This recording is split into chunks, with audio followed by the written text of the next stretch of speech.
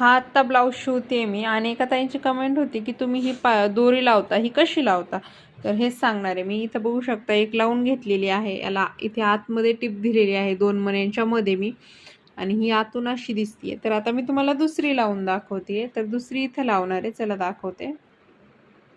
तर आता इथं पाहू शकता तुम्ही, बरोबर आपण जसं हे लावलं होतं ना, म्हणजे आपण नॉर्मल ब्लाऊजला जशी दोरी लावतो ना, सेम त्याचप्रमाणे इथं लावून घ्यायची आहे. आता इथं माझ्याकडे कॅमेरा धरायला कोणी नाही, त्यामुळे मी माझं शूट करून तुम्हाला दाखवते.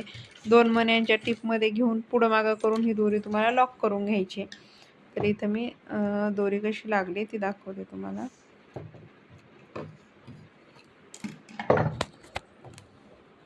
तर हे बघू शकता, इतक्या फिनिशिंगमध्ये दोरी लागते, एकदम पॅक लागते. पुढं मागं शिलाई घेऊन लावायची.